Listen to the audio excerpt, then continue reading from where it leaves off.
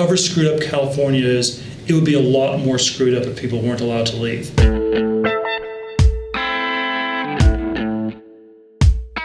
Hi, I'm Tim Cavanaugh from Reason TV. We're here with Peter Thiel, the American entrepreneur and investor. Thank you for joining us. Thanks for having me.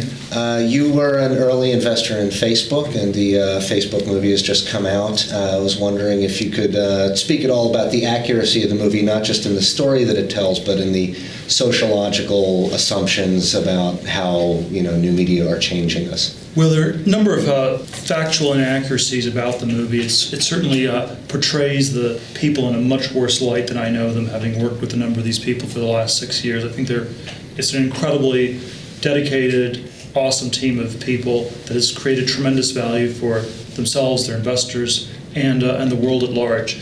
Where I think the movie is most wrong is in sort of imposing a Hollywood view of reality. Hollywood is a little bit of a zero-sum game. There can only be so many celebrities, and everybody sort of is always trying to edge everybody else out. Whereas I think Silicon Valley and technology is fundamentally about creating a win-win where everybody can do better. And I think that's sort of, it tries to impose a Hollywood or governmental win-lose mentality on a world that's fundamentally about winning and winning.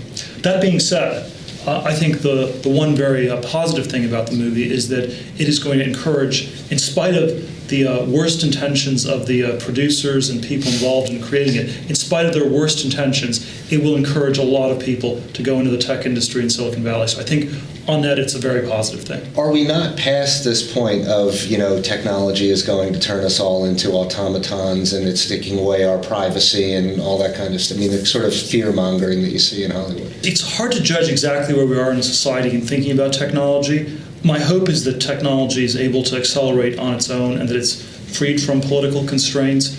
I do worry that if we had an up or down vote on a number of technological areas, people would actually just vote against it. I think the political consensus in our society is not very friendly towards scientific or technological progress, and it's not what people think of as the indispensable ingredient for creating a more prosperous world in the decades ahead. PayPal was initially viewed in sort of, highly utopian, and maybe not by you, but by the world as sort of a possibility of revolutionizing the whole money system and all that kind of thing. Does the actual PayPal experience indicate that there is no escape from the government and from the dollar system? And it's not easy to escape. Certainly the regulatory issues surrounding the payment and monetary system are formidable.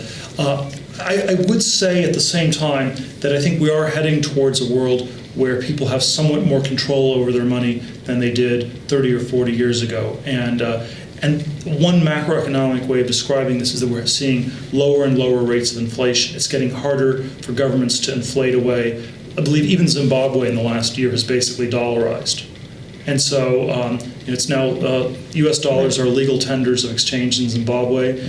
And even though we can have all sorts of concerns about the dollar being sort of a paper form of money, from the point of view of people living in Zimbabwe, it probably is a big improvement. Which is interesting because it's, as everybody knows, it's not backed up by anything. It's just it's supposedly it's the authority of the government that backs it up, but it's really the consensus of people in Lebanon and Zimbabwe and all of these other places where the dollar is basically the official currency. Well, money is a very strange thing, and what creates monetary value is a very strange thing. Without getting into all the arcane questions about where money comes from and what it really means, I think as a first cut, decentralizing that and giving people the choice of which currency to use is probably an important starting point.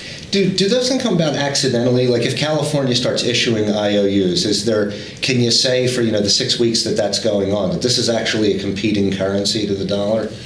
It doesn't seem like, as currently constituted, California would be a very competitive currency to the US. Not a lot of confidence. Not a lot of confidence there. Yeah. Especially the IOU version of it. Sure, yeah. Talk about the Seasteading Institute a little bit. Where are we, and what's your rank? Are you an admiral of the Ocean Sea, or? I don't believe I have an official rank on that score. The goal has been to try to create some kind of space outside of politics. And I think this is very, very important because I think there's so much about the political sphere that's become just poisonous. It's about people collectively hating other people. That's basically what politics is about. It's collective hatred. And we need to basically figure out a way to escape from it. I'm personally very interested in trying to identify some technological means for escape. You can try to move on to the internet. It's a question whether that's real. You can try to move to outer space. There's a problem with that being too far away, the technology not quite working. And so the seasteading experiment is a bit of an in-between option. And even if a lot of people do not actually want to live on platforms in the ocean or floating ships or floating cities, I think the option of doing this, the option of opting out of politics will make it a lot better. However screwed up California is, it would be a lot more screwed up if people weren't allowed to leave. And so I think the freedom to leave is one of the most fundamental freedoms. Not just, are we speaking just about political systems, or we've seen, and maybe this is something that normal people who don't really spend a lot of time thinking about these things don't really see, but your right of exit has vastly expanded. Your right to get out of a bad marriage, your right to move from state to state, move from country to country, although the United States is actually pretty punitive about people leaving the United States these days. United States is not the easiest place to leave, and of course we don't want to ever have to leave it, but in general the countries that are impossible to leave tend to be the ones you most like to leave. So probably the hardest country in the world to leave would be North Korea, and it's probably the one people are most desperate to leave. East Germany, it was actually perfectly legal to emigrate from East Germany once you turned 65 years old, because at that point you were seen as basically a net recipient of state funding. Until you were 65, you were basically seen as being owned by the state, and the people who fled from East Germany, they were seen as basically stealing the state's property, e.g. themselves. All right.